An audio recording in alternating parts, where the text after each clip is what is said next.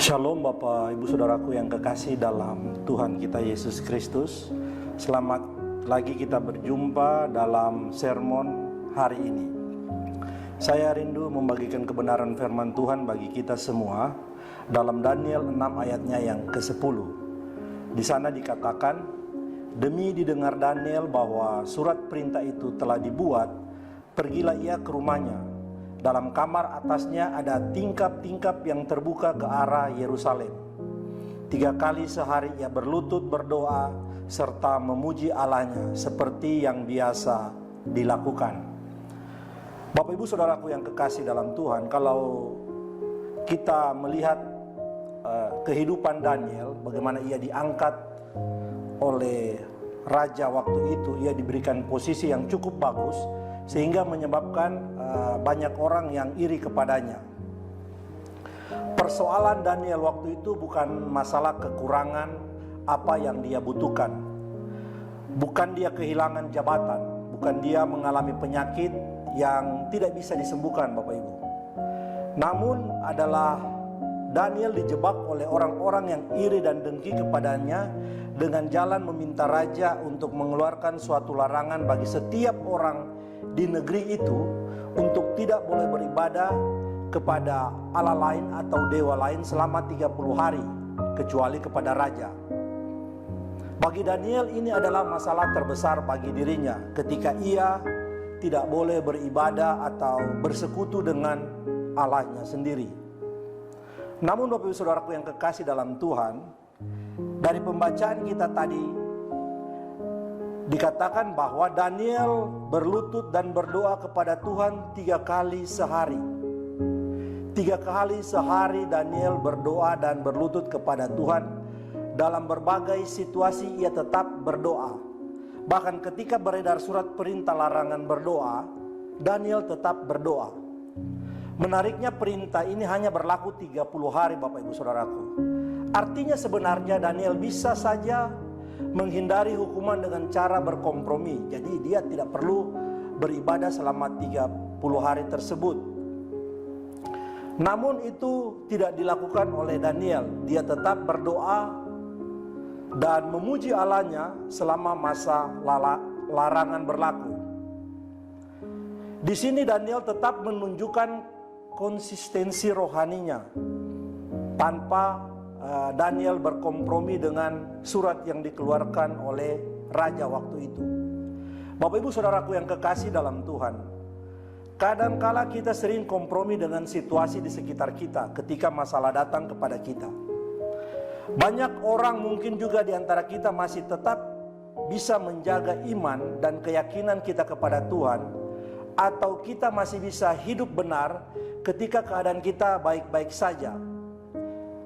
Ketika kita masih berada di zona yang kita inginkan, kita masih rajin berdoa, kita masih rajin bersekutu, kita masih rajin beribadah, kita masih selalu bersyukur, mengucap syukur kepada Tuhan saat semua baik-baik saja.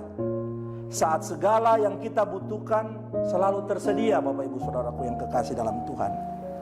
Saat kita masih sehat, saat kita masih kuat, tidak ada problem dalam pekerjaan kita, dalam usaha kita, dalam rumah tangga kita, dalam anak-anak kita, kita mungkin masih setia.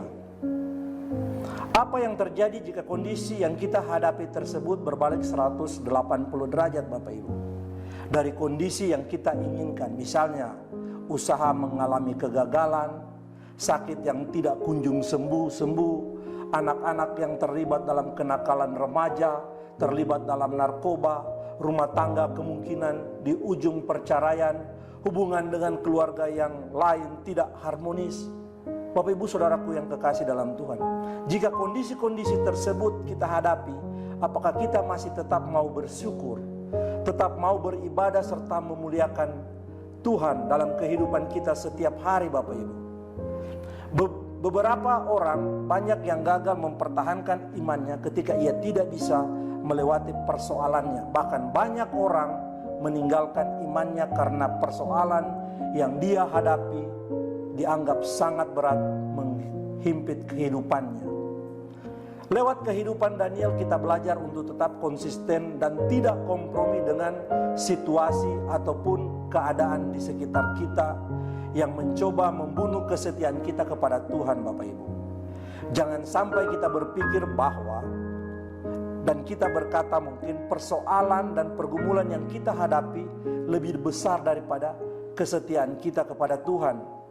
Jangan sampai kita berkompromi untuk melakukan hal-hal dosa, melakukan apa yang tidak diingini oleh Tuhan guna mengatasi persoalan kehidupan kita.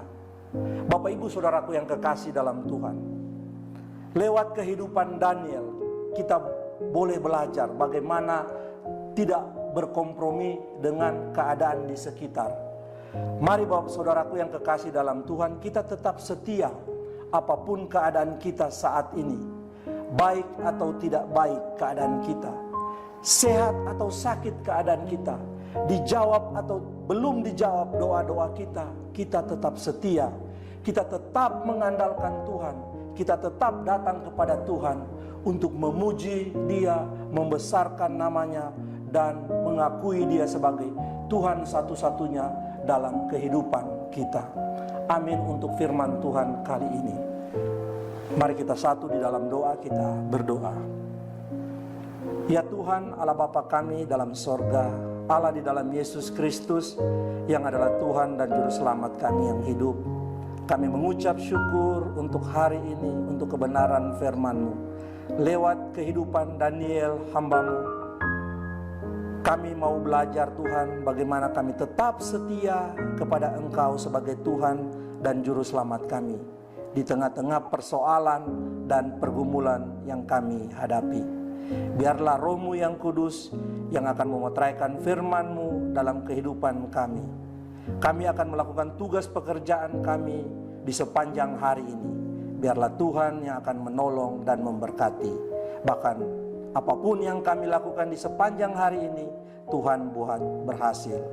Berkati semua yang menyaksikan kebenaran firman Tuhan lewat sermon today hari ini. Ke dalam tangan-Mu kami menyerahkan kehidupan kami. Di dalam nama Yesus kami berdoa. Kami mengucap syukur. Haleluya. Amin.